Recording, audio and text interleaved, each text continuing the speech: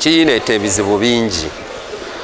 Abajamani abo balina ebintu bingi nnyo bye bakola wano mu Uganda, naye UPDF yagambye nti balabika bawagira n'obuyeekera. Aba UPDF bwe mba nkozesa ebigambo bye nasomye baga nti abajamani ambasada wa Germany alabika awagira obuyeekera. Nekyenjagala obbagamba kyekino nti si mulundi gumu nga bambassadors bagenda okulaba abakulembeze b'ebibiina ebirala ebitali mu gavumenti, era ekyo si kibi n'akamu, kirungi nnyo. Ne bagenda ne bawuliriza sayidi eno ne bawuliriza ne sayidi eri, ekyo tekitegeeza nti bawagira obuyeekera. Era eyakyogedde bw'atyo teyasoose kukyetegereza. Kaakati ekyokubiri, bwe baba nti bawagira obuyeekera bateekewo evidence nti evidence yeeno, naye butojja kugamba bugambi nti bawagira obuyeekera. No, mu DP mirundi mingi nga tusinkana abantu abo abava ebweru, abazungu, ab'omu Germany, ab'omu America naki, mirundi mingi. Naye kyeŋŋamba Uganda ensi eno yeefuga. Newankubadde tulina ebizibu bingi, kati nze njagala nnyo gavumenti eno eveeko enkya. Ebizibu byange mbimanyi ne gavumenti, naye nga gavumenti kweri nga twefuga, ate tulina okuba nga tuweebwa ekitiibwa nga abeefuga. Saagala batuyise nga head boy akuŋŋaanyiza abaana bakulembera, abawe direction, abawe ebyokukola. Ekyo sikyagala. Abazungu nabo balina okubaako we bakoma ne bamanya nti okay, kino kinyigiriza abantu, ne bakikola nga bamanyi nti abantu abo nabo balimuko ku magezi. Ekyokubiri, gavumenti ya Uganda erina okusala amagezi ne tulema kutwalibwa ng'abantu abasingayo obubi. Gavumenti ya Uganda erina okukisalira amagezi, okuba abantu, okubakwata, kubaggalira mu makomera agatali gazetted, okubatwala mu military court martial olw'okuba nga bazizza emisango. Ekyo gavumenti kigenda gireetera bizibu. Ekyo kijja gireetera bizibu, era abantu bangi nnyo bagenda kuvaayo complaininga. Abajamani be basoose, naye mumanye n'Abamerika bayinza okuvaayo, n'Abangereza n'abalala. So batunuulire ekintu ekisobola okusigaza ensi eno nga etambulira ku nfuga ekkirizibwa mu nsi yonna n'amateeka g'ensi yonna. Nange neewuunyiza nti ate UPDF kati ate be baagala okwogera ne foreign missions. Obuvunaanyizibwa obwo bwa Ministry of Foreign Affairs. Tulina ministry namba ekulirwa Jeje Odongo. Kati ate bandiyanguliddwa na nnyo kubanga Jeje Odongo mujaasi. Yandibadde abitegeera na mangu ebikwata ku bujaasi, bwe gabandi muwandiikidde yandibitegedde mangu. Kati baba balina obukakafu ku kye boogera, bandibadde bawandiikidde Jeje Odongo. Jeje Odongo nga Minister wa Foreign Affairs n'akwatagana n'abantu abava mu mawanga amalala kubanga ministry ye yebakwatako. Ne tulema kubeera nga tuli social bay. Ekyo tubadde nga abambadde essaati n'oyambala essuuti n'otakuba kikalu n'ovaayo ng'oyambadde olina mu bigere n'ogamba onyumye. Kye baakoze kye kitegeeza tebakola ebyo, babikole nga babitereezezza. Bw'otunuulira nga minisita akwatibwako ensonga z'amawanga amalala, leero njagadde enkomentinge mbuwandiike ku nsonga y'ekiwandiiko ekyava mu Uganda People Defence Forces ekyafulumizibwa omwogezi wa UPDF nga kirambika nti ambasada wa Germany mu Uganda Matthias aliko byo bye bayita ebikolwa ebitali mu mateeka bye bamuvunaana mu kiwandiiko kyabwe.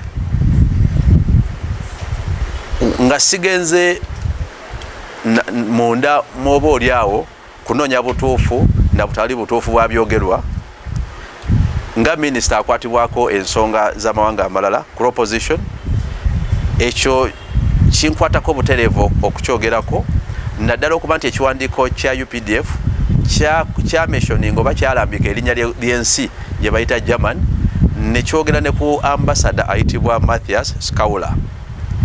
Bwe ntunuulira amateeka agalungamya enkolagana z'amawanga n'amawanga wakati wa Uganda n'amawanga amalala, era endagaano zino ezirungamya enkolagana y'amawanga ne ambassadors, ekisooka kiri wabweru w'amateeka agalungamya enkolagana y'amawanga n'amawanga, ensi yonna okuvaayo obanga ekitongole nga UPDF okuvayo n'ekiwandiiko nga kitaddemu eggwanga eddala nga kitaddemu n'erinnya lya ambasada ow'ensi endala nga kati we baateekamu erinnya lya ambasada wa Germany nga tebakozesezza amakubo agayitibwamu mu nkolagana y'amawanga n'amawanga. Ekisooka mu nkolagana y'amawanga n'amawanga ambasada w'ensi aba akiikirira nsi eyo era buli ky'omuvunaano oba ovunaana nsi eyo. Ambasada w'ensi aba immune era bw'obanga olina okusomozebwa kwonna waateekebwawo amakubo agayitibwamu okuleizinga ensonga zo nabo ne baziddamu. Ekyandivunuddwa nga fair hearing ne trial singa ebadde kuwozesa naye ate weba concern wakati wa ggwanga na ggwanga oba ku diplomat yonna enkola eyo yeyitibwamu. Ekyokubiri kijjawo omusingi ogwesigamibwako kuba nti bambasada ne badiplomat baba n'obukuumi mu mateeka. Ekyokubiri kiteeka erinnya lya ambasada oyo ayogerwako mu lujjudde ng'omukozi w'emisango oba omukozi w'ebikolobero nga tewannabaawo kutunuulira miwaatwa giyitibwamu kunoonyereza na buli nsi kubaolyawo kwekkaanya biki ebyogerwa eggwanga eddala mu miwaatwa gye tuyita diplomacy.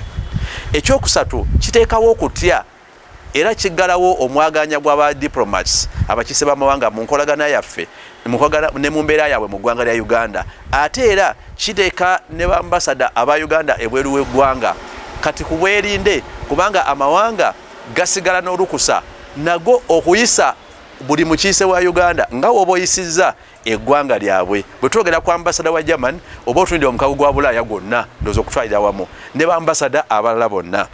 Kakati nabwe ekityo njagala mbajjukize nti emyaka gyonna egiyise bambasada ba Uganda mu mawanga ag'enjawulo eweeru babadde n'ebizibu byabwe era bangi babadde n'ensonga ng'amawanga gali zegalabye nga nsonga zikosa oba ziri wabweru wa diplomacy naye teri nsi yonna yali evuddeyo n'efulumya ekiwandiiko mu lujjudde oba n'erambika Uganda nga yeekuusa ku embase yaffe oba ku bambasada baffe olw'okuba amawanga ago gagoberera amateeka gafuga ensi yonna mu nkolagana y'amawanga n'amawanga. Mukimanyi Uganda ambasada waffe mu Canada ebizibu bye yalina, ambasada waffe mu UAE ebizibu bye yalina, ambasada waffe mu Nigeria ebizibu bye yalina nga byekuusa mu nkola zaabwe nga badiplomat mawanga ago. Naye teri amawanga ago gonna tegavangayo ne gateeka ebiwandiiko mu lujjudde wadde ku saiti zaago era ensonga bazigonjolera muli munda era n'amawanga mangi Uganda gebadde n'ensonga nazo naddala mu embase zaffe nezisolovingibwa.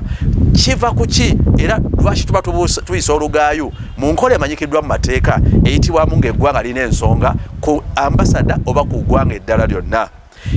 Okusirikawo okwa ministry eya foreign affairs, tulina ministry eya foreign affairs erina ne bambasada baminisita basatu balamba naye paka olwaliro basirise.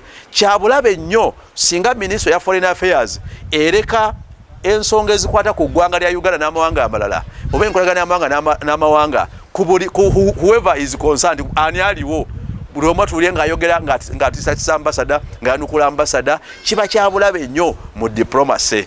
Era njagala okukubiriza ministry ya foreign affairs eveeyo obunnambiro ewabule eggye ly'eggwanga Uganda People Defence Forces bwaba balina ensonga yonna ku ambasada oba ku ggwanga eddala bawithdrawinge oba balikoolinge oba bamenyewo ebbaluwa gye bafulumiza ku mitimbagano nga press statement olwo baddeyo bakozesa amakubo agamanyikiddwa mu diplomacy nga bayitira mu ministry ya foreign affairs bwaba balina ensonga yonna gye bavunaana ambasada oba gye bavunaana eggwanga nga Germany kijja bakutereeza oba oli awo nakumenyawo ebikolwa bino n'ebbaluwa eno yakolebwa wabweru w'amateeka agamanyikiddwa mu diplomacy oba balina ensonga ki oba nsonga ki amakubo agayitibwamu mu diplomacy gamanyikiddwa era ge twagala bakozese. Ministry ya foreign affairs ereme kufuuka kyesirikidde nga bambasada batunulwa mu maaso bayisibwamu eggaali batyoboolwa awatali kugoberera amateeka agalambikibwa oba oli abo mu nkolagana y'amawanga n'amawanga ng'ate ministry ya foreign affairs yeekwatibwako ng'esooka ku nsonga za diplomacy. Mwebale.